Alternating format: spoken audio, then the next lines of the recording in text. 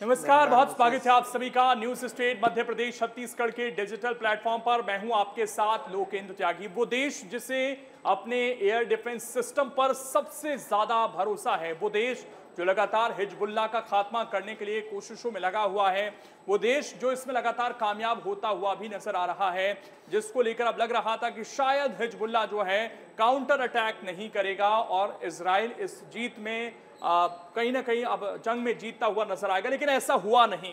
Hezbollah ने ना सिर्फ काउंटर अटैक किया बल्कि इजराइल के एयर डिफेंस सिस्टम को भी चकमा दिया और इजराइल के 4 सैनिकों की मौत भी हो गई। जी हाँ, क्या है पूरा मामला? कैसे जो युद्ध हमें लग रहा था कि एक तरफा इजराइल लीड कर रहा है, उसमें हिजबुल्लाह ने एक बार फिर से इजराइल को चौंका दिया है और अब इसका जवाब कैसे इजराइल देगा?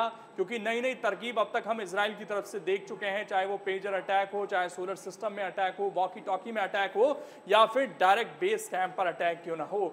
लेकिन हिजबुल्लाह भी हार मानने वाला नहीं है। अब कहीं ना कहीं एक तरफ हिजबुल्लाह को बैक मिल रहा है अदर कंट्रीज से और बताया जा रहा है कि अमेरिका भी अब इजराइल में अपने और सैनिकों को भेजेगा ताकि वहां पर सिस्टम को मजबूत किया जा सके। पूरी खबर को समझेंगे। मेरे साथ साहिल इस वक्त जुड़ गए हैं। साहिल, हम तो ये मान रहे थे कि शायद अब हिजबुल्लाह क्या ही करेगा, उसकी तो पूरी लीडरशिप खत्म हो गई, लेकिन ऐसा हुआ नहीं। एक अटैक पहले ईरान की तरफ से हुआ था, उसमें नुकसान नहीं हुआ था इजराइल को, लेकिन इस बार नुकसान भी हुआ है। उसके कई सैनिक घायल हुए हैं। 4 की तो ऑफिशियल मौत हो गई है, हो सकता है ये आंकड़ा ज़्यादा भी हो। पहले बताइए कैसे पूरी व्यू रचना रची, कैसे अटैक हुआ, जबकि हमें तो ये पता है कि इजराइल के अंदर हवा के जरिए घुसना बड़ा मुश्किल है, तो कैसे हिजबुल्लाह के ड्रोन पहुंच गए वहाँ पर? देखिए, सबसे बड़ी बात ये है कि जिस तरीके से अटैक किया गया, क्योंकि ये ड्रोन से अटैक किया गया और ये सुसाइड ड्रोन से, जो कि वहाँ जाकर फट गए हैं। अब जो इजराइल का डिफेंस सिस्टम है वो एक रेंज तक चीज़ों को निष्क्रिय कर सकता है, जो आयरन डोम है। अब जिस तरीके से ये एंटर किए गए, क्योंकि पहले जब ईरान ने जब फायर किए थे उस समय पर ये कहा गया था कि जो मिसाइल्स है उसको हमने हवा में ही निष्क्रिय कर दिया, हवा में ही डिस्ट्रॉय कर दिया। इस केस में हुआ ये है क्योंकि इजराइल कहीं ना कहीं हल्का पड़ गया था। इजराइल को ये लग रहा था कि क्योंकि हम हिजबुल्लाह पर लगातार हमले कर रहे हैं, चाहे वो हवाई हमले हों, चाहे वो लैंड के थ्रू उनके एरिया में घुसकर उन पर अटैक करना हो, तो कहीं ना कहीं इजराइल ने ये नहीं सोचा था कि हिजबुल्लाह इस तरीके का कोई अटैक कर सकता है। और जब इस तरह का अटैक हुआ तो इजराइल इसके लिए पूरी तरह तैयार नहीं था, क्योंकि ये कहा जाता है कि इजराइल में अगर किसी भी तरीके का अटैक होने वाला है तो उसके बारे में पहले ही बता दिया जाता है। मरिया अटैक एकदम अचानक से हुआ, जिस बारे में कोई भी जानकारी नहीं थी। हालांकि वहाँ की एजेंसियों ने भी ये बात कही है कि ये सोचने का विषय ज़रूर है कि कैसे इतने सारे ड्रोन्स हमारी सीमा में आ जाते हैं और फट जाते हैं आके। तो ये एक हम कह सकते हैं कि एक थ्रेट ज़रूर है वहाँ की एजेंसी के लिए, वहाँ की सिक्योरिटी के लिए। तो जिस तरीके से ये एक तरीके से पूरे व्यू रचा गया।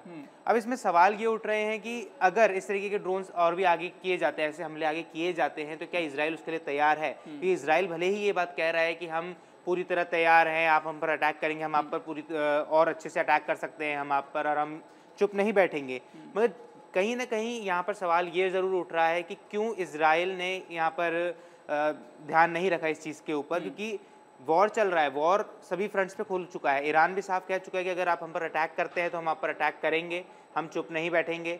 और अमेरिका से, जो बाइडन से भी बेंजामिन नेतन्याहू की बातचीत होती है, जहाँ पर बेंजामिन नेतन्याहू ये साफ कर देते हैं कि हम अटैक नहीं रोकेंगे, जहाँ पर अमेरिका ये साफ कह देता है कि आप न्यूक्लियर को निशाना ना बनाएं, क्योंकि अगर न्यूक्लियर को आप निशाना बनाते हैं तो कहीं ना कहीं वो एक बहुत प्रॉब्लम हो सकती है, लोगों के लिए भी वहाँ प्रॉब्लम हो सकती है और एक कंट्री के लिए भी काफ़ी प्रॉब्लम हो सकती है अगर न्यूक्लियर अटैक किया जाता है तो। अब देखिए, इसमें एक थर्ड की एंट्री हो गई है। थर्ड क्या है? ये है, आपको बता दें कि अमेरिका ने इसको भेजने का फैसला लिया है। एल्टीट्यूड एरिया डिफेंस इसको बताया जा रहा है, जो कि वहाँ पर रक्षा करेगा। अब कहीं ना कहीं इजराइल की, पूरा मैं नाम लेना भूल गया, terminal high altitude area defence third इसको बताया जा रहा है। और इससे पहले भी ये कई देशों में जो है अमेरिका इसको तैनात कर चुका है। इसके बारे में थोड़ा बताइए, ये कैसे अब करेगा? और बताया जा रहा है कि अमेरिका की तरफ से 100 सैनिक जो हैं वो भी भेजे जा रहे हैं बाकायदा इसके लिए वहाँ पर। बिल्कुल, थार को अब ऐसा कहा जा रहा है, यूएस ने ये स्टेटमेंट दिया है कि अब हम थार को वहाँ भेजने वाले हैं। अब थार क्या है? थार एक हम कह सकते हैं जैसे आयरन डोम है जो मिसाइल्स को डिस्ट्रॉय कर देता है, ऐसे ही एक थार भी एक टाइप की वही सिक्योरिटी सिस्टम ही है। और उस सिक्योरिटी सिस्टम में क्या होता है, वो एक बैलिस्टिक मिसाइल लॉन्चर है। मान लीजिए बैलिस्टिक मिसाइल लॉन्च की जाती है, एक ट्रेजेक्ट्री फॉलो होती है, आई एंगल फॉलो होकर उनके ऊपर फॉल होता है।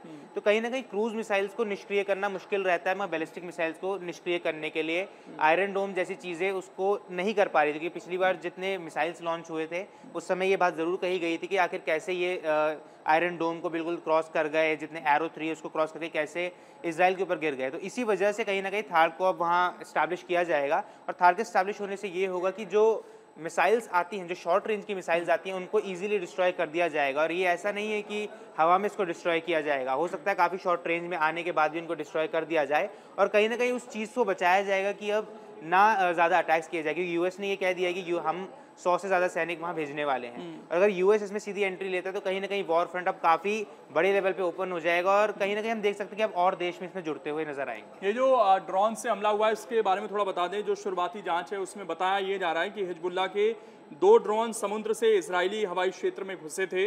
दोनों ही मिरसाट ड्रोन थे। इसे ईरान में अबाबिल टी के नाम से जाना जाता है और इसका इस्तेमाल आत्मघाती हमले में किया जाता है, जैसा साहिल ने बताया भी।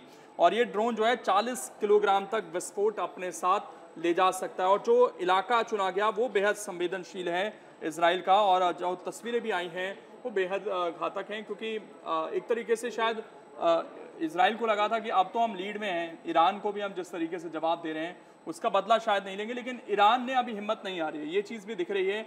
और जिस तरीके से ईरान में वहाँ पे जो तमाम बड़े हिजबुल्लाह से जुड़े लोग हैं वो जिस तरह के वक्तव्य दे रहे थे, ये क्या माना जाए कि यहाँ पर अब उससे लीड मिलती हुई नजर आएगी थोड़ा सा, और वापस जो ईरान अब तक बैकफुट पर था, हिजबुल्लाह बैकफुट पर था, क्या इस अटैक के बाद वो फिर से फ्रंट फुट पर आते दिखेंगे? बिल्कुल, हिजबुल्लाह और ईरान दोनों फ्रंट फुट पर आते हुए नजर आ सकते हैं। हालांकि अभी सोचने वाली बात यह है कि क्या एयर के थ्रू, यानी रॉकेट लॉन्च करके या जेट फ्लाई करके, क्या ऐसे और अटैक्स आगे किए जाएंगे कि नहीं, क्योंकि इजराइल और ईरान दोनों के पास ऐसे ऐसे सैटेलाइट, ऐसे ऐसे रॉकेट्स, ऐसे ऐसे मिसाइल्स मौजूद हैं जो कि ऐसे अटैक कर सकते हैं। मगर समझने वाली बात ये है कि क्या 3600 किलोमीटर का रेडियस का कवर एक फ्लाइट कर पाएगी या नहीं, क्योंकि अगर इजराइल लॉन्च करता है अपना फ्लाइट, इजराइल लॉन्च करता है अपने रॉकेट को वहाँ पे, तो कहीं ना कहीं वो डिस्ट्रॉय करने के बाद वापस आने के लिए उसकी रिफ्यूलिंग ज़रूरी होगी, और वो रिफ्यूलिंग करने के लिए हवा में या तो रिफ्यूल करना होगा, या हो सकता है कि अपने किसी पड़ोसी देश से बात की जाए कि हम वहाँ अटैक करने जाएंगे ज़रूर, मगर रास्ते में हो सकता है कि हमें आपका एयर स्पेस यूज़ करना पड़े, हमें वहाँ जाकर रिफ्यूलिंग करनी पड़े, और उसके बाद हम वापसी करेंगे। तो ये देखने को मिल सकता है कि आगे अब ये अटैक और बढ़ सकते हैं, ईरान की तरफ से भी बढ़ सकते हैं, कि ईरान भी साफ कह चुका है कि आप हम पर अटैक मत कीजिए, अगर आप हम पे अटैक करेंगे तो अब हम चुप नहीं बैठने वाले हैं, अब आप हमें कमज़ोर मत समझिए। और अगर ईरान ये बात कह रहा है तो एक बात समझने वाली है, ईरान क्या कह रहा है कि हम भी न्यूक्लियर अटैक कर सकते हैं, और अगर ईरान इतना बड़ा स्टेटमेंट दे रहा है तो कहीं ना कहीं उनका न्यूक्लियर प्रोजेक्ट ऐसे स्टेट पे पहुंच गया है जहां पर वो ये धमकी दे रहे हैं। देखिए साहिल, एक चीज़ और है कि युद्ध में एक तो हम इसको थोड़ा मानवीय पहलू से देखें तो इस वक्त बहुत बुरी स्थिति है, खासकर गाजा में अगर हम बात करें, क्योंकि इजराइल की तरफ से वहाँ पर लगातार हमले हो रहे हैं। और सोमवार को भी आपको बता दें कि इजराइल की तरफ से हमला हुआ जिसमें 22 लोगों की मौत हो गई और 80 लोग घायल हो गए, और एक साल में बताया जा रहा है कि 42,000 से ज़्यादा लोगों की मौत हो चुकी है।